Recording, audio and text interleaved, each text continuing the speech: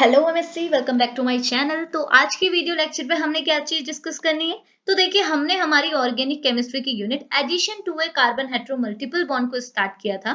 इसके अंदर मैं आपको ऑलरेडी 11th लेक्चर प्रोवाइड करा चुकी हूँ। आज हम आगे बढ़ते हैं हमारे नेक्स्ट लेक्चर पे, यानी कि लेक्चर नंबर 12 पे। ओके, और इस 12th लेक्चर पे जो टॉपिक हमने डिस्कस करना है काफी इजी टॉपिक है, जो है आपका हाइड्रोलिसिस ऑफ अमाइड। ओके, तो देखो ना, हाइड्रोलिसिस ऑफ अमाइड जो टॉपिक है ना, ये बिल्कुल सिमिलर है जैसे हमने 11th लेक्चर पे हाइड्रोलिसिस ऑफ एस्टर डिस्कस किया था। जो मैकेनिज्म, हमने दो टाइप की मैकेनिज्म डिस्कस की थी, बिल्कुल सेम मैकेनिज्म, बिल्कुल सेम कॉन्सेप्ट आपने आज अप्लाई करना है अमाइड के लिए। यानी कि आज हमने ये जो हाइड्रोलिसिस ऑफ अमाइड डिस्कस करना है, ये बिल्कुल सेम है जैसे हमने लास्ट लेक्चर पे हाइड्रोलिसिस ऑफ एस्टर डिस्कस किया था। ओके, तो अगर आपने एस्टर वाला लेक्चर देखा है देन अच्छा है आपके लिए, आपको और इजी भी यहाँ पड़ेगा। लेकिन अगर नहीं देखा है देन फिर भी डोंट वरी, मैं आपको यहाँ भी अभी भी बेसिक से स्टार्ट करा के सारी चीजें क्लियर कराऊंगी। ओके, तो स्टार्ट करें लेक्चर को। चलिए, ओके, तो फर्स्टली मैं आपको ये चीज बता दूं कि देखो, हमारा टॉपिक हमसे बोल रहा है कि हमने क्या कराना है, अमाइड ग्रुप में हाइड्रोलिसिस कराना है। अब ये हाइड्रोलिसिस क्या है, कैसे होगा, ये सारी चीजें आगे बताऊंगी।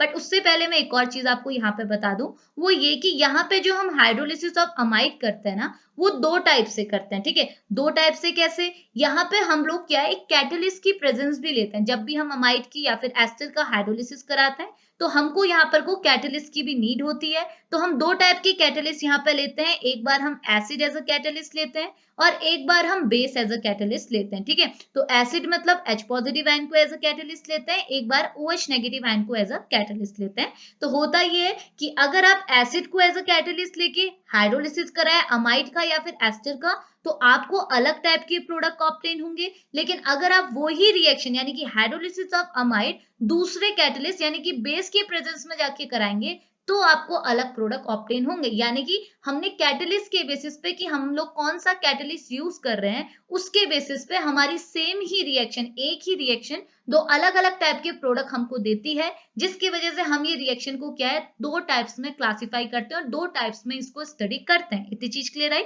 चाहे आप अमाइड देखो चाहे आप एस्टर देखो, हम इस टाइप की रिएक्शन को दो टाइप में क्लासिफाई करते हैं, hydrolysis of amide bye acid, hydrolysis of amide by base. Okay, क्यों? क्योंकि अगर आप एसिड की प्रेजेंस में हाइड्रोलिसिस कराएंगे या बेस की प्रेजेंस में हाइड्रोलिसिस कराएंगे, आपको दोनों की केस में अलग अलग टाइप के प्रोडक्ट का फॉर्मेशन देखने को मिलेगा। और वो दोनों टाइप के प्रोडक्ट कैसे फॉर्म हो रहे हैं, क्या प्रोडक्ट फॉर्म हो रहे हैं, वो हम आगे को डिस्कस करेंगे। इतनी चीज अभी आपको क्लियर आई। अब मैं आपको बताती हूँ कि हमने पढ़ना क्या है। देखो, हमसे बोल रहा है कि आप क्या करो, इस अमाइड ग्रुप में हाइड्रोलिसिस कराओ, एसिड की हेल्प से भी बेस की भी हेल्प से। तो सबसे पहले जानना ये जरूरी है कि हाइड्रोलिसिस मतलब है क्या, हम क्या कराएं अमाइड में। ओके, तो फर्स्टली मैं आपको हाइड्रोलिसिस पढ़ा है तो बढ़िया, अगर नहीं पढ़ा है देन वो भी मैं आपको क्लियर कर दूंगी। तो हाइड्रोलिसिस मतलब क्या हुआ ना, देखिए, हाइड्रोलिसिस जो टर्म है, ये दो टर्म के कॉम्बिनेशन से बना है, ये स्पेलिंग सही कर लीजिएगा। एक होता है हाइड्रो, एक होता है लाइसिस। इतनी चीज क्लियर आई। तो आपको पता है हाइड्रो मतलब क्या हुआ, हाइड्रो मीन्स होता है वाटर, और लाइसिस मतलब क्या होता है, लाइसिस मतलब होता है ब्रेक डाउन होना या फिर क्लीवेज होना। ओके, तो नाम से पता चल रहा है वाटर के थ्रू होने वाला ब्रेक डाउन, इसको हम क्या कहेंगे, हाइड्रोलाइसिस। तो हाइड्रो मीन्स वाटर, लाइसिस मतलब हुआ ब्रेक डाउन, तो वाटर के थ्रू होने वाले ब्रेक डाउन को हम बोलेंगे हाइड्रोलाइसिस। ओके, तो होता क्या है कि केमिस्ट्री के अंदर हम किसका ब्रेक डाउन करेंगे, बॉन्ड्स का ही तो ब्रेक डाउन करेंगे। और बॉन्ड कहाँ प्रेजेंट होंगे, मॉलिक्यूल के अंदर। और पर्टिकुलरली यहाँ पर हमको कौन सा मॉलिक्यूल दिया हुआ है, अमाइड। यानी कि हमसे बोला गया है कि इस अमाइड में जो बॉन्ड है, उनका आप क्या करो, लाइसिस करो। किसकी वजह से करो, वाटर की वजह से करो। तो एक्चुअल में होता यह है कि हमको रिएक्शन में अमाइड दिया होगा, अमाइड के साथ हमको वाटर दिया होगा, वाटर के साथ एज अ कैटलिस्ट हम एसिड का भी यूज कर सकते हैं, बेस का भी यूज कर सकते हैं। जब हम इसकी रिएक्शन कराएंगे तो हमको क्या पता चलेगा कि इस अमाइड ग्रुप में क्या हुआ है, अमाइड का जो ये मॉलिक्यूल है, इसमें कोई बॉन्ड क्लीव हुआ। किसकी वजह से क्लीव हुआ, इस वाटर मॉलिक्यूल की वजह से क्लीव हुआ, जिसकी वजह से हमें दो अलग अलग टाइप के कंपाउंड का फॉर्मेशन देखने को मिला, यानी कि हमें एक नया प्रोडक्ट देखने को मिला। इट मींस क्या हुआ कि इस अमाइड ग्रुप में क्या हुआ, बॉन्ड क्लीवेज हुआ, यानी कि लाइसिस हुआ। किसकी वजह से हुआ, वाटर की वजह से हुआ, जिसकी वजह से हमें एक नया प्रोडक्ट देखने को मिलेगा। यानी कि ये जो रिएक्शन यहाँ पे हुई, इस रिएक्शन को हम बोलेंगे हाइड्रोलिसिस, क्योंकि यहाँ पे जो रिएक्शन हुई वो किसकी वजह से हुई, वाटर के लाइसिस की वजह से हुई, वाटर के थ्रू ब्रेकडाउन की वजह से हुई। तो यही चीज होती है हाइड्रोलिसिस। तो हाइड्रोलिसिस समझे, तो यहाँ पे डेफिनेशन भी लिखी है, आपके रिवीजन के लिए हेल्पफुल रहेगी। तो हाइड्रोलिसिस मीन्स बोल रहा है break down of a compound. Compound यहाँ पे कौन है, अमाइड। इसके पहले लेक्चर पे कौन था, एस्टर। ओके, किसकी वजह से break down of a compound, by the reaction with the water molecule. अगर आप उसे वाटर मॉलिक्यूल के साथ रिएक्ट करते हैं तो उसमें अगर ब्रेक डाउन होता है तो इस प्रोसेस को ही हम बोलते हैं हाइड्रोलिसिस। और यहाँ पे हमने हाइड्रोलिसिस किसका करना है, अमाइड का, यानी कि हमने अमाइड को क्या करना है, वाटर के साथ रिएक्ट कराना है और उसे क्या करना है, क्लीव करना है, तोड़ना है। ओके, और एक बार यहाँ पर को हम लोग एसिड को एज अ कैटलिस्ट लेंगे, एक बार बेस को एज अ कैटलिस्ट लेंगे। इतनी चीज क्लियर आई, हाइड्रोलिसिस समझे। अब मैं आपको बताती हूँ ये अमाइड क्या है, ठीक है, तो आपको वैसे पता होगा बट वापस से मैं बता देती हूँ। तो देखो, जैसे मैंने पहले बोला था कि जैसे हमने एस्टर की बात की थी, तो मैंने बोला एस्टर भी जो होता है वो आपका कार्बोक्सिलिक एसिड का डेरिवेटिव होता है। डेरिवेटिव मीन्स उस किससे डिराइव्ड होने वाला, मतलब अगर एस्टर आपका एसिड का डेरिवेटिव है, यानी कि एस्टर को आप कहां से ऑब्टेन कर रहे हैं, एसिड से। सिमिलरली जो आपका अमाइड है ये भी आपका क्या है, कार्बोक्सिलिक एसिड से ही डिराइव होता है। कैसे होता है, तो देखो मैं यहाँ पर अगर एसिड लिखूं तो मैं एसिड क्या लिख सकती हूँ, R C double bond O H, ये मेरा कार्बोक्सिलिक एसिड हुआ। और मैं दूसरा फॉर्मूला लिखती हूँ हमारे अमाइड का, तो अमाइड का फॉर्मूला हुआ R C double bond O, और यहाँ पर को अमीन ग्रुप मैं NH2 पुट कर देती हूँ, ठीक है। तो ये है मेरा कार्बोक्सिलिक एसिड, ये है मेरा अमाइड। तो दोनों के बीच में डिफरेंस देखो बिल्कुल सेम है, बट आपको एक डिफरेंस ये मिल रहा है कि एसिड के केस में जो हाइड्रोक्सी ग्रुप है इसे आपने किससे रिप्लेस कर दिया, अमीन ग्रुप से। ओके, अब ये अमीन ग्रुप आपका प्राइमरी भी हो सकता है, सेकेंडरी भी हो सकता है। तो ये क्या बोल रहा है कि हमने बोला जो अमाइड ग्रुप है वो हमारा क्या है, एसिड का डेरिवेटिव है। क्यों, क्योंकि अगर हमने एसिड से इस हाइड्रोक्सी ग्रुप को रिप्लेस कर दिया अमीन से तो हमको क्या मिलता है, हमारा अमाइड ग्रुप। तो इसलिए यहाँ पर लिखा है कि अमाइड क्या है, अब आपको समझ में आया, अमाइड हमारा डेरिवेटिव है एसिड का। जहां पर हम लोग क्या है, एसिड का अगर हाइड्रोक्सी ग्रुप को अमीन से रिप्लेस कर दें तो हमें जो प्रोडक्ट मिलेगा वो होगा अमाइड, और हमने इसी अमाइड का क्या करना है, हाइड्रोलिसिस करना है। इतनी चीज क्लियर आई, ये समझे।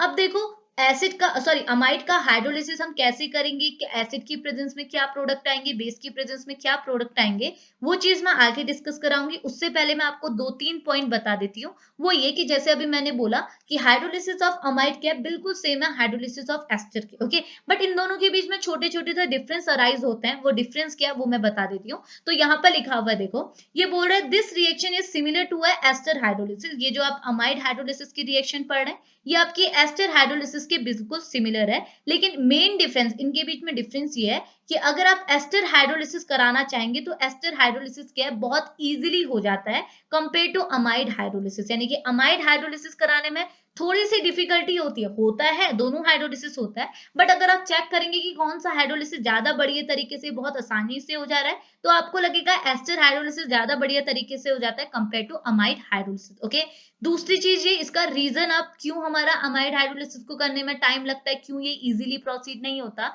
इसका रीजन ये है कि अमाइड हाइड्रोलिसिस को क्या है, कुछ कंडीशन रिक्वायर्ड होते हैं। कुछ कंडीशन क्या रिक्वायर्ड होते हैं, अगर आपने अमाइड में हाइड्रोलिसिस करना है, चाहे आप वहां पर एसिड को एज अ कैटलिस्ट लें या बेस को एज अ कैटलिस्ट लें, उसके साथ साथ आपने एक एडिशनल कंडीशन लेनी होती है, वो होती है हीट की। ओके, यानी कि जब भी आप अमाइड का हाइड्रोलिसिस कराते हैं तो आपने हीटिंग करनी होती है, ठीक है। और हीटिंग के साथ साथ जो आप यहाँ पर वाटर मॉलिक्यूल यूज करें, क्योंकि हाइड्रोलिसिस किसके वजह से होगा, वाटर की वजह से तो होगा, तो यहाँ पे जो आप वाटर मॉलिक्यूल की वजह से हाइड्रोलिसिस कर रहे हैं इसको अपने लॉन्ग टाइम इंटरवल के लिए लगाना होता है, यानी कि ये जो प्रोसेस होती है वो थोड़ी सी लेंथी होती है। साथ ही साथ यहाँ पे प्रोसेस को प्रोसीड कराने के लिए आपको एक्सटर्नल हीट की जरूरत होती है, एक्सटर्नल थर्मल की जरूरत होती है, थर्मल कंडीशन की जरूरत होती है। इस वजह से हम बोलते हैं कि अमाइड का जो हाइड्रोलिसिस है ये भी पॉसिबल है, ये भी सही है, लेकिन इसका अगर आप कंपेयर करेंगे एस्टर के तो एस्टर का हाइड्रोलिसिस बहुत आसानी से हो जाता है कंपेयर टू अमाइड, क्योंकि अमाइड के हाइड्रोलिसिस में आपको एक्सटर्नल हीटिंग की कंडीशन चाहिए होती है, और साथ ही साथ इस टाइप के हाइड्रोलिसिस को कराने में थोड़ा ज्यादा टाइम लगता है कंपेयर टू एस्टर। इतनी चीज क्लियर आई। अगला, तो ये बोल रहे हैं लाइक ए हाइड्रोलिसिस, जैसे आपने एस्टर का हाइड्रोलिसिस किया था वैसे अमाइड का हाइड्रोलिसिस भी क्या है, दो टाइप के कैटलिस्ट के थ्रू कैटेलाइज्ड होता है, एक होता है एसिड, एक होता है बेस, जो मैंने आपको यहाँ पे ऑलरेडी बता दिया, ठीक है। इतनी चीज आपने यहाँ पे डिस्कस करनी थी इंट्रोडक्शन पे। अब मैं आपको पर्टिकुलरली दिखाती हूँ कि एसिड से के अगर आप अमाइड का हाइड्रोलिसिस कराएंगे तो आपको क्या प्रोडक्ट मिलेगा, अगर बेस से कराएंगे तो क्या प्रोडक्ट मिलेगा, खुद ही सोच लीजिए, अगर दोनों से कराते यानी कि एसिड और बेस से कराने में, हाइड्रोलिसिस कराने में सेम प्रोडक्ट ही मिलते तो हम इसे दो टाइप में क्लासिफाई क्यों करते हैं? ठीक है, तो अगर हम दो टाइप के अलग अलग कैटलिस्ट ले रहे हैं तो हमको दो टाइप के अलग अलग प्रोडक्ट भी ऑब्टेन होने को मिलते हैं। तो क्या है वो रिएक्शन, आप देखो यहाँ पे एक सिंपल रिएक्शन के थ्रू मैंने दिखाया हुआ है। ये है हमारा रिएक्टेंट मॉलिक्यूल, ठीक है, बाकी की चीजें बिल्कुल सेम है, आप सुनते रहिएगा, ठीक है। ये है हमारा अमाइड, ओके। हमने इस अमाइड रिएक्टेंट मॉलिक्यूल को ट्रीट किया किसके साथ? वाटर के साथ। आप यहाँ पर को हीट की भी कंडीशन लगा सकते हैं क्योंकि यहाँ थर्मल कंडीशन चाहिए होती है। अब हमने क्या किया, जैसे हम लोग पाथ ए, ये हमारा सपोज पाथ ए है, तो अब पाथ ए में आपने जो रिएक्शन कराई वो एसिड की प्रेजेंस में कराई, यानी कि H पॉजिटिव आयन की प्रेजेंस में कराई। तो आपको जो प्रोडक्ट मिले वो क्या मिले? एक तो मिला एसिड, जैसे आपको किसके केस में मिलता था? एस्टर के केस में मिलता था। एक तो मिला आपको कार्बोक्सिलिक एसिड, दूसरा आपको क्या मिला? ये अमोनिया, ठीक है। तो एक मिला एसिड, एक मिला अमोनिया। लेकिन अगर आप पाथ बी में, यानी कि अगर आपने रिएक्शन, सेम रिएक्शन कराई, रिएक्टेंट आपके बिल्कुल सेम है, लेकिन रिएक्शन का जो कैटलिस्ट है वो बदल गया। अब आपने एसिड की बजाय बेस का यूज किया, तो आपको यहाँ कार्बोक्सिलिक एसिड मिलने के बजाय यहाँ पर को आपको कार्बोक्सिलेट आयन मिला, ठीक है। तो यहाँ पर आपको आयन मिला, एसिड नहीं मिला। ये आयन फर्दर कन्वर्ट हो सकता है एसिड में अगर आप इसमें प्रोटिक वर्कअप कराएं। प्रोटिक वर्कअप मतलब क्या होता है? मैंने बताया था आपको, प्रोटिक वर्कअप मतलब आप क्या करते हैं, बाहर से कोई एसिडिक कंडीशन देते हैं अपने प्रोडक्ट का फॉर्मेशन के लिए। तो अगर आपने यहाँ से प्रोटिक वर्कअप कराया तो आप इसे H पॉजिटिव आयन देंगे, H पॉजिटिव आयन अप्रोच करेगा इस O नेगेटिव आयन से, और आपको यहाँ पर को क्या देखने को मिलेगा? एसिड का फॉर्मेशन देखने को मिलेगा। तो एसिड का फॉर्मेशन आप करा सकते हैं, बट फाइनल प्रोडक्ट आपका एसिड नहीं होता, जैसे आपके एस्टर के केस में नहीं होता था। यहाँ जो आपको बेस के प्रेजेंस में प्रोडक्ट मिलेगा वो एसिड के बजाय कार्बोक्सिलेट आयन मिलेगा, उसके साथ साथ आपको अमोनिया मिलेगा। तो ये दो टाइप के प्रोडक्ट हमको यहाँ पर को ऑब्टेन होते हैं। इतनी चीज क्लियर आई? तो एसिड के केस में अलग मिला, बेस के केस में अलग मिला। इतनी चीज क्लियर आई? अब ये कैसे ऑब्टेन होते हैं वो हम आगे देखेंगे मैकेनिज्म के थ्रू। तो बहुत आसान मैकेनिज्म, और यहाँ पे मैंने आपको स्टेप वाइज फॉलो करवाना है। मैंने एस्टर वाले केस में मैकेनिज्म में स्टेप वाइज मैं आपको फॉलो नहीं करवा पाई थी, तो यहाँ मैं आपको करवाऊंगी, ठीक है। बाकी के कैरेक्टरिस्टिक बिल्कुल सेम है। कैरेक्टरिस्टिक मैंने आपको क्या बताया थी, पहले मैं आपको ये थ्योरी लिखा लेती हूँ। तो देखो, मैकेनिज्म इन्वॉल्व आपको क्या बोल रहा है? मैकेनिज्म इन्वॉल्व में आपने ये पढ़ना है कि अभी जो आपने दो टाइप की रिएक्शन पढ़ी अमाइड हाइड्रोलिसिस की, इसके दो टाइप की मैकेनिज्म क्या है, ठीक है। तो मैकेनिज्म आपको पता है, ये बोल रहा है since the amide hydrolysis can either be catalysed by acid and base. आपको पता है आपकी अमाइड हाइड्रोलिसिस प्रोसेस एसिड की प्रेजेंस में भी कैटलाइज हो सकती है, बेस की प्रेजेंस में भी कैटलाइज हो सकती है। तो उसकी मैकेनिज्म हम डिस्कस करते हैं। पहले जो हम मैकेनिज्म पढ़ेंगे वो acid catalyse mechanism of amide hydrolysis पढ़ेंगे। Acid catalyse mechanism of amide hydrolysis मतलब हमने जो हाइड्रोलिसिस कराना है या अमाइड का, वो किसकी प्रेजेंस में कराना है? एसिड की प्रेजेंस में, यानी कि एसिड को एज अ कैटलिस्ट लेते हुए कराना है, ठीक है। तो यहाँ बिल्कुल सेम चीज है। देखो, मैंने जब आपको एस्टर का हाइड्रोलिसिस बताया था एसिड की प्रेजेंस में, ठीक है, यहाँ पर हमारा एमाइड के बदले में एस्टर लिख देती तो हमारी प्रॉपर्टीज बिल्कुल सेम है, अमाइड की लो या एस्टर की लो, ठीक है। तो हमने क्या बोला था, अगर आपकी अमाइड हाइड्रोलिसिस या फिर एस्टर हाइड्रोलिसिस, दोनों को सुनते हुए चलिए, अगर आपने अमाइड हाइड्रोलिसिस और एस्टर हाइड्रोलिसिस एसिड की प्रेजेंस में प्रोसीड कराया, तो ये रिएक्शन आपकी क्या होती है? Less reactive system type reaction होती है। मतलब ये रिएक्शन को कराने में थोड़ा टाइम लगता है, ये लेस रिएक्टिव होती है। लेस रिएक्टिव होती है मतलब आसानी से रिएक्ट नहीं करेगी, ठीक है। लेस रिएक्टिव है मतलब आसानी से रिएक्ट नहीं करेगी, और अगर ये आसानी से रिएक्ट नहीं करती तो ये रिएक्शन को कंप्लीट होने में टाइम लगता है, यानी कि ये क्या होती है? स्लोअर रिएक्शन होती है, ये स्लो रिएक्शन होती है, ठीक है। तो जैसे हमने एस्टर के केस में भी आपको सेम चीज बताई थी, अमाइड के केस पर भी सेम चीज बता रही हूँ। तो कोई भी हाइड्रोलिसिस प्रोसेस अगर एसिड की प्रेजेंस में कैटेलाइज हो रही है तो वो रिएक्शन एक टाइप की less reactive system type reactions होती है, यानी कि वो रिएक्शन स्लोली प्रोसीड करती हैं, ठीक है। अब रिएक्शन के मैकेनिज्म के स्टेप्स क्या हैं वो मैं आपको आगे फॉलो कराऊंगी, बट उससे पहले एक और पॉइंट मुझे यहाँ पे बताने दीजिए, वो ये कि ये जो आपकी एसिड कैटेलाइज मैकेनिज्म होती है ना, अमाइड हाइड्रोलिसिस में बोलो या फिर एस्टर हाइड्रोलिसिस में बोलो, दोनों में ये एक टाइप की रिवर्सिबल रिएक्शन होती है। क्या होती है? मैं यहाँ पर लिख देती हूँ, ये एक टाइप की, देखो मैं आपको ऊपर एक्सप्लेन कर देती हूँ, वेट कीजिए, ठीक है, मैं आपको ऊपर ही एक्सप्लेन कर देती हूँ यहाँ पे, ठीक है। देखो यहाँ पे मैं बता रही हूँ, अगर आप अमाइड हाइड्रोलिसिस लो या फिर आप एस्टर हाइड्रोलिसिस लो, दोनों के केस में बता रही हूँ, ठीक है। अगर आप रिएक्शन एसिड की प्रेजेंस में कराएंगे और अगर आप रिएक्शन बेस की प्रेजेंस में कराएंगे तो आपको क्या देखने को मिलेगा? तो पहली चीज ये कि एसिड के प्रेजेंस में जो रिएक्शन होती है वो स्लोवर रिएक्शन होती है, चाहे आप अमाइड की बात करो चाहे आप एस्टर की बात करो। बेस की प्रेजेंस में जो रिएक्शन होती है वो फास्ट रिएक्शन होती है। इतनी चीज क्लियर है, क्योंकि मैंने बोला कि ये वाली जो रिएक्शन होती है वो लेस रिएक्टिव सिस्टम टाइप होती है, यानी कि जो लेस रिएक्टिव है तो रिएक्ट करने में टाइम लेगी, रिएक्ट करने में टाइम लेगी तो यानी कि रिएक्शन का रेट स्लोवर हो जाएगा। तो एसिड के थ्रू अगर आप हाइड्रोलिसिस करा रहे हैं, चाहे अमाइड का कराओ चाहे एस्टर का कराओ, तो रिएक्शन आपकी स्लोवर होती है, बेस की प्रेजेंस में कराओ तो फास्टर होती है। इतनी चीज क्लियर है। दूसरी चीज कि अगर आप एसिड की प्रेजेंस में हाइड्रोलिसिस करा रहे हैं तो ये रिएक्शन आपकी रिवर्सिबल होती है। क्या होती है? रिवर्सिबल होती है। ओके, लेकिन अगर आप बेस की प्रेजेंस में कराओगे तो रिएक्शन आपकी इरिवर्सिबल होती है। तो इसका रीजन मैंने आपको एस्टर के केस में बताया था, अगेन मैं आपको अमाइड के केस में भी बताऊंगी। अभी जिस माइंड पर रखिएगा, एसिड के केस में क्या होती है? रिवर्सिबल, बेस के केस में इरिवर्सिबल। ओके, और एसिड के केस में जो आपको प्रोडक्ट मिलता है वो तो आपका कार्बोक्सिलिक एसिड होता है, लेकिन बेस की केस में आपको क्या मिलता है? Carboxylate ion. इतनी चीज क्लियर है? इतनी चीज क्लियर है ना? ये समझ गए, ठीक है। अब मैं आपको पर्टिकुलरली मैकेनिज्म के साथ लेते हुए चलती हूँ, तो अब मैकेनिज्म भी बचे, ठीक है। अब देखो मैकेनिज्म एसिड के केस में आप कैसे कराएंगे अपने किसका? अमाइड का हाइड्रोलिसिस, अब हम देखते हैं, ठीक है। तो उससे पहले एक और चीज मुझे ऐड करनी है, वो ये कि देखो मैंने आपको क्या बोला था, रिएक्शन को माइंड पे कैसे रखना है, रिएक्शन को स्टार्ट कैसे करना है वो जरूरी होता है। अगर आपकी रिएक्शन स्टार्ट हो जाएगी तो आप देखते देखते अपना आंसर भी निकाल लेते हैं, ठीक है। तो रिएक्शन स्टार्ट कैसे करनी है, तो मैंने आपको क्या बोला था, हाइड्रोलिसिस में आपको क्या ध्यान में रखना है कि अगर आपकी हाइड्रोलिसिस प्रोसेस एसिड की प्रेजेंस में हो रही है तो एसिड मतलब क्या हुआ? H positive ion. और अगर बेस की प्रेजेंस में हो रही है तो बेस मतलब क्या होता है? OH negative ion.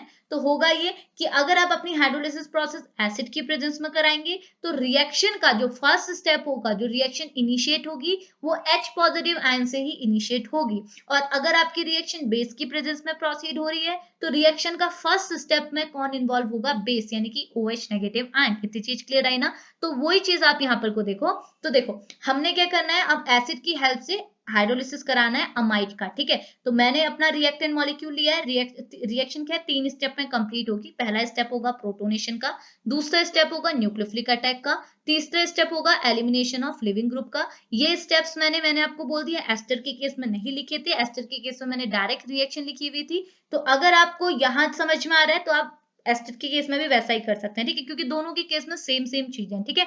तो हुआ क्या, देखो 3 स्टेप में पहला स्टेप जो है वो है प्रोटोनेशन का, यानी कि आपने यहाँ पर को प्रोटॉन का ट्रांसफर करना है, ठीक है। तो हुआ क्या, आपने अपना रिएक्टेंट मॉलिक्यूल लिया अमाइड। ओके, अब देखो यहाँ जो मैंने अमाइड लिया ये प्राइमरी अमाइड है, यानी कि मैंने हाइड्रोजन के प्लेस पे क्या है, आर ग्रुप को यहाँ पर प्लेस कर दिया, ठीक है। तो ये है मेरा अमाइड, ठीक है, ये ओके। मतलब प्राइमरी अमाइड नहीं, सॉरी, मैंने ये जो अमीन ग्रुप है ये प्राइमरी अमीन ले रखा है, एक आर ग्रुप लगा रखा है, तो ये मेरा हो गया अमाइड। ओके, अब हमने क्या किया, मैंने क्या बोला, अगर आप ये रिएक्शन, ये जो हाइड्रोलिसिस प्रोसेस करा रहे हैं वो एसिड की प्रेजेंस में करा रहे हैं तो पहले स्टेप में आपका क्या यूज होना चाहिए? एसिड यूज होना चाहिए। यानी कि मैंने रिएक्शन में क्या लिया?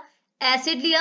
एसिड मुझे क्या देगा? H पॉजिटिव आयन देगा। तो अब आप क्या करेंगे, एसिड का यानी कि H पॉजिटिव आयन का रिएक्शन कराना है आपने अमाइड के साथ। तो सोचिए कैसे रिएक्शन हो सकती है। तो आपको मैंने क्या बताया था, मैंने बोला अगर आपकी रिएक्शन कंडीशन में एक पॉजिटिव स्पीसीज है और ये पॉजिटिव स्पीसीज आपके रिएक्टेंट मॉलिक्यूल के साथ अप्रोच करना चाहती है, तो ये कब अप्रोच करेगी? जब आपके रिएक्टेंट मॉलिक्यूल में कोई नेगेटिव सेंटर होगा। तो नेगेटिव सेंटर कहाँ है? जैसे आपके एस्टर के केस में हुआ था, हमारा ये जो कार्बोनाइल ग्रुप है, कार्बोनाइल ग्रुप में क्या है, ये जो ऑक्सीजन है इसके पास लोन पेयर ऑफ इलेक्ट्रॉन है। मैंने क्या बोला, लोन पेयर ऑफ इलेक्ट्रॉन एक नेगेटिव चार्ज के और एक बॉन्ड के इक्वल होते हैं। क्यों होते हैं? क्योंकि तीनों के तीनों सिर्फ 2 इलेक्ट्रॉन के कॉन्ट्रीब्यूशन से बने हुए हैं। ओके, होगा क्या, ये जो आपका कार्बोनाइल ग्रुप है, इस कार्बोनाइल ग्रुप में जो ऑक्सीजन है, इनमें जो लोन पेयर है, ये जो 2 इलेक्ट्रॉन है, ये 2 इलेक्ट्रॉन को मैं क्या है, एज ए नेगेटिव चार्ज में कन्वर्ट कर सकती हूँ।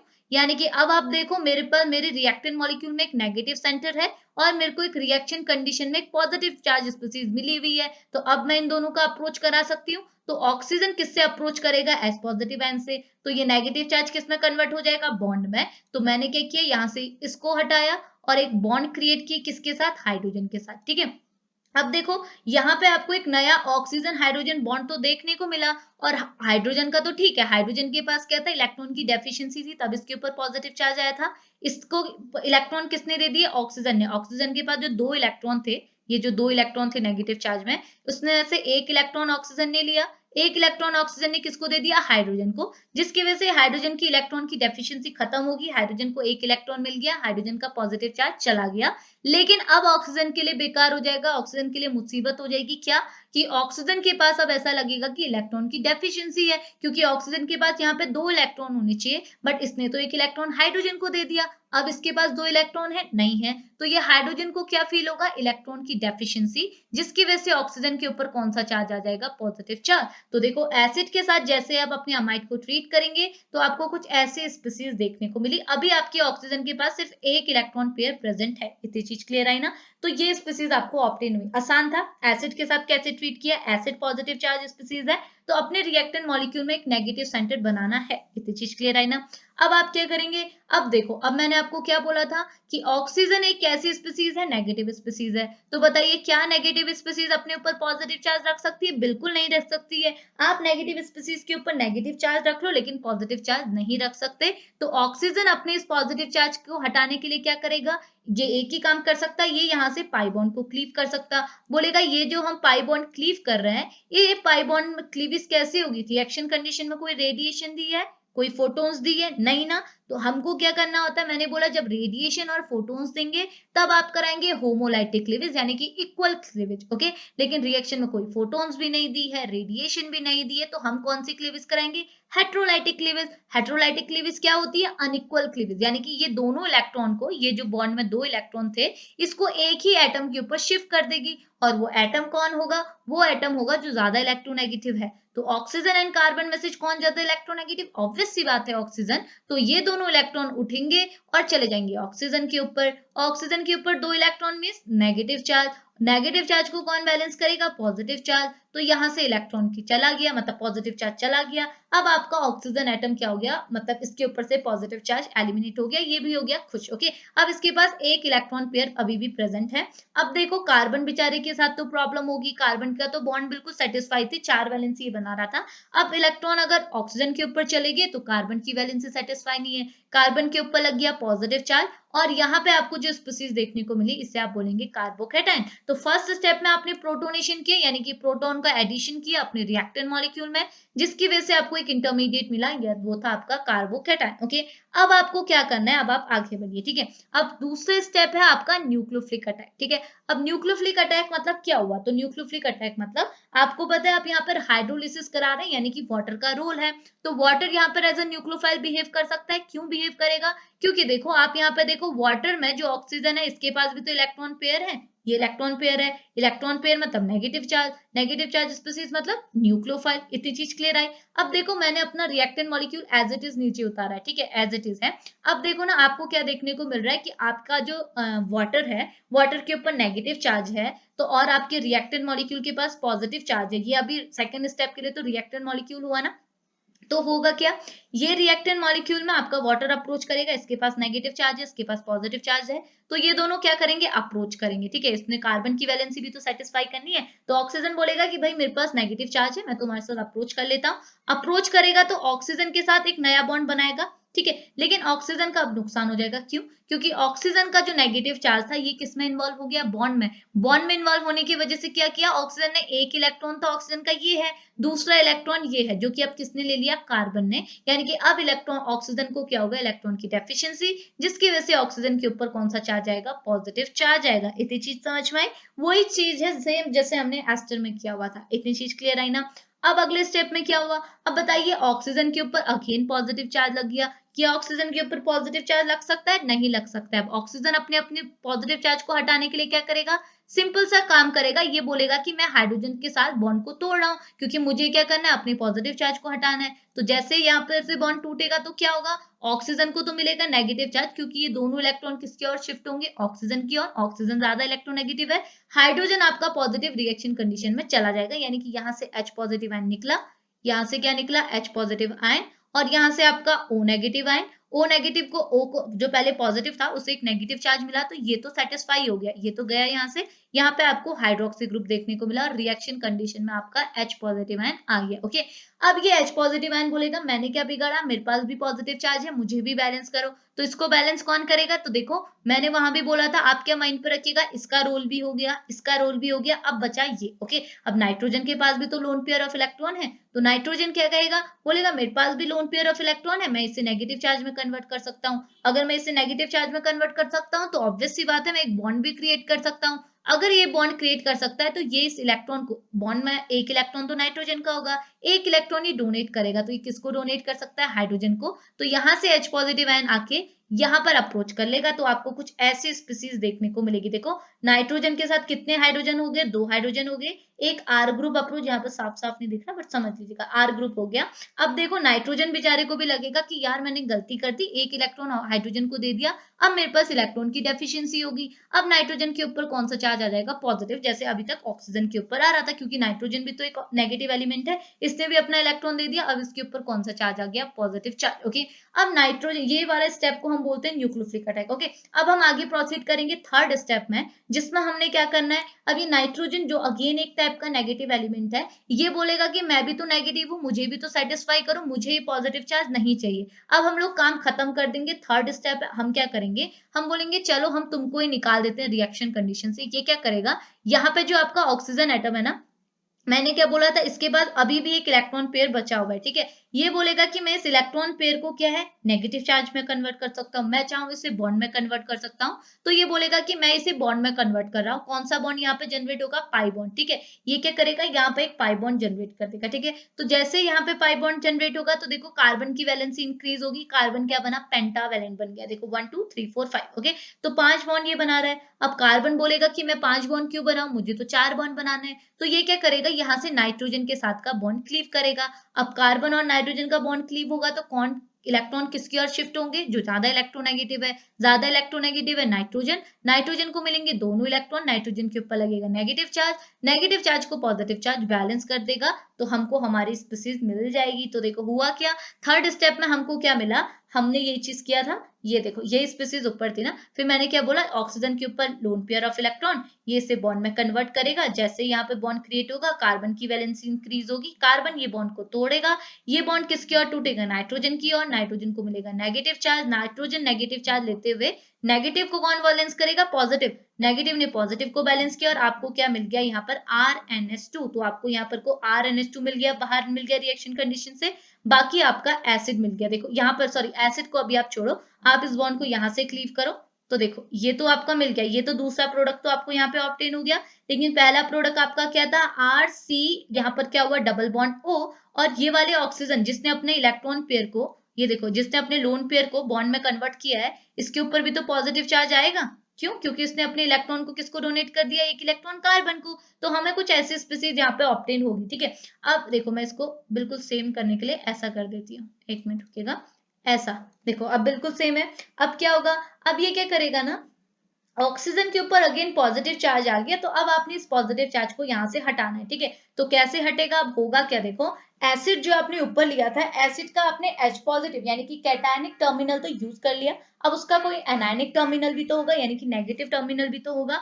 वो नेगेटिव टर्मिनल आएगा और यहाँ से क्या करेगा, ऑक्सीजन और हाइड्रोजन के बीच का बॉन्ड क्लीव करेगा, मतलब ऑक्सीजन बॉन्ड क्लीव करेगा वैसे तो, क्योंकि ऑक्सीजन के ऊपर पॉजिटिव चार्ज है, इसे अपने आप को सेटिस्फाई करने के लिए, यानी कि अपने ऊपर से पॉजिटिव चार्ज हटाने के लिए हाइड्रोजन को बाहर निकालना पड़ेगा, और बॉन्ड टूटेगा तो आपको पता है किसकी ओर टूटेगा, ऑक्सीजन की ओर टूटेगा, हाइड्रोजन है तो पॉजिटिव चार्ज आएगा, और ये H पॉजिटिव आयन को कौन लेके जाएगा, जो आपका एसिड का नेगेटिव टर्मिनल है वो लेते हुए जाएगा, और यहाँ पे आपको क्या देखने को मिलेगा, ये नेगेटिव से पॉजिटिव बैलेंस हो जाएगा, और आपको आपका फाइनल प्रोडक्ट यानी कि एसिड ऑब्टेन हो जाएगा। तो देखो मिल गया ना कार्बोक्सिलिक एसिड, तो ये चीज तो हमने करनी थी, कार्बोक्सिलिक एसिड, ये हमारा दूसरा प्रोडक्ट मिल गया, इतनी चीज क्लियर आई। तो यही चीज हमने बनानी थी, और जो हमने 3 स्टेप में कंप्लीट करा दी, जो कि बिल्कुल आसान है, बहुत आसान है। सेम चीज हमने एस्टर में की थी, सेम चीज हम अमाइड में कर, इतनी चीज कर लेंगे, आसान था ना।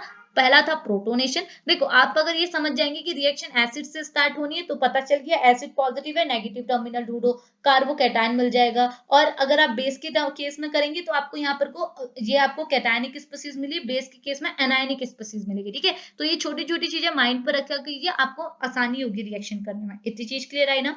अब हम आगे बढ़ते हैं, हमने एसिड की बात तो कर ली, और हाँ ये भी मैंने बोला था कि एसिड के केस में जो रिएक्शन है वो रिवर्सिबल है। आप देखो सारी जगह एरो क्या है, रिवर्सिबल के लगाए हुए। इतनी चीज क्लियर है ना।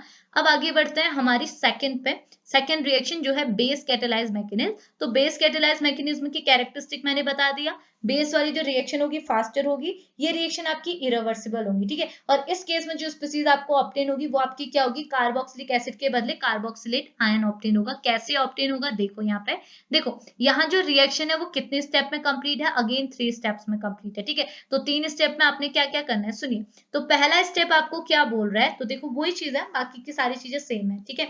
अब ये बोल रहा है यहाँ पे आपने क्या करना है, पहला स्टेप है आपका nucleophilic attack on carbonyl carbon, okay. तो आपने क्या करना है, देखो पहले मैंने आपको पहले ही बोला था कि अगर आपकी क्या है एसिड की प्रेजेंस में रिएक्शन हो रही है तो रिएक्शन स्टार्ट होगी H पॉजिटिव आयन से, अगर बेस की प्रेजेंस में हो रही है तो रिएक्शन स्टार्ट होगी OH नेगेटिव आयन से। तो अब आपने क्या करना है, OH नेगेटिव आयन से अपनी रिएक्शन को स्टार्ट करना है। तो देखो मैंने डायरेक्टली क्या है, ये मेरा अमाइड रिएक्टेंट मॉलिक्यूल, इसको मैंने किसके साथ रिएक्शन करते हुए दिखाया, हाइड्रोक्सी ग्रुप के साथ, यानी कि OH नेगेटिव के साथ, ओके। अब यहाँ पर OH मतलब यहाँ पर नेगेटिव चार्ज है, यानी कि ये एज अ न्यूक्लियोफाइल हो सकता है। और इस न्यूक्लियोफाइल को मैंने अप्रोच कराना है हमारे कार्बोनाइल कार्बन। क्यों कार्बोनाइल कार्बन में क्यों बोल रही हूँ मैं यहाँ पर, अमाइड क्यों नहीं बोला, क्योंकि देखो हमको पता है कि हमारे पास ये जो रिएक्शन कंडीशन में जो आयन मिला है वो नेगेटिव आयन है। इट मीन्स अगर मुझे इस नेगेटिव आयन का अप्रोच कराना है रिएक्टेंट मॉलिक्यूल में तो मुझे एक पॉजिटिव सेंटर ढूंढना होगा। और आपको पता है पॉजिटिव सेंटर यहाँ पे हमें कैसे मिलता है, जब हम यहाँ से पाई बॉन्ड को क्लीव करते हैं। और ये पाई बॉन्ड जब क्लीव होता है तो किसके ऊपर शिफ्ट होगा, ऑब्वियस सी बात है ऑक्सीजन के ऊपर शिफ्ट होगा।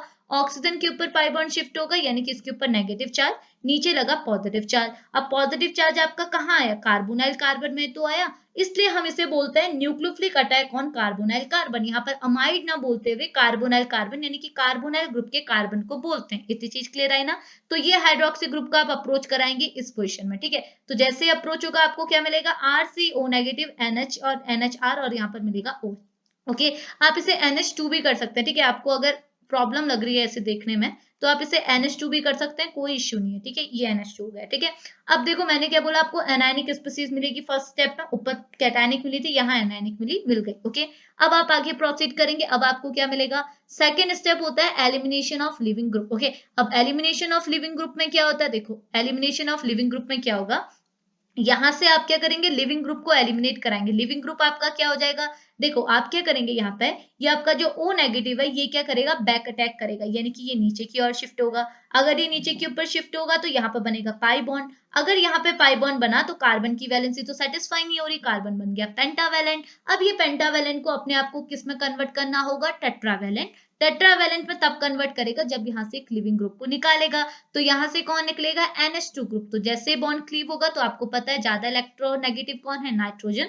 नाइट्रोजन के ऊपर लगा नेगेटिव चार्ज, अभी यहाँ कार्बन के ऊपर पॉजिटिव चार्ज नहीं लगेगा, क्यों, क्योंकि कार्बन की वैलेंसी सेटिस्फाई है। तो यहाँ आपको बाहर क्या निकलता हुआ दिखेगा, -NH2, और यहाँ पे आपको क्या मिलेगा, कार्बोक्सिलिक एसिड, ओके। तो ये बन गया हमारा कार्बोक्सिलिक एसिड। बट यहाँ पे हमने रिएक्शन को फिनिश नहीं करना, क्यों, क्योंकि अभी भी हमारे रिएक्शन कंडीशन में हमारे पास NH2 नेगेटिव प्रेजेंट है, ओके। अब ये NH2 नेगेटिव अभी भी अप्रोच कर सकता है, क्या होगा, हम स्टेप थर्ड में जाएंगे जहां पे डीप्रोटोनेशन होगा। आप क्या करेंगे, इस कार्बोक्सिलिक एसिड से प्रोटोन को एब्स्ट्रैक्ट कराएंगे, ठीक है। तो रिएक्शन कंडीशन में जो ये NH2 था, मैं इसको NH2 कर दूं, तो ये NH2 नेगेटिव क्या करेगा, एक हाइड्रोजन की मांग करेगा। हाइड्रोजन कहाँ से आएगा, ये एसिड से आएगा। ये यहाँ से H पॉजिटिव आयन को डोनेट करेगा, और जैसे यहाँ से H पॉजिटिव आयन बाहर निकलेगा तो ऑक्सीजन के ऊपर क्या लगेगा, नेगेटिव चार्ज। तो आपको यहाँ पर को क्या मिलेगा, कार्बोक्सिलेट आयन, ओके। ये बनेगा कार्बोक्सिलेट आयन मिलेगा।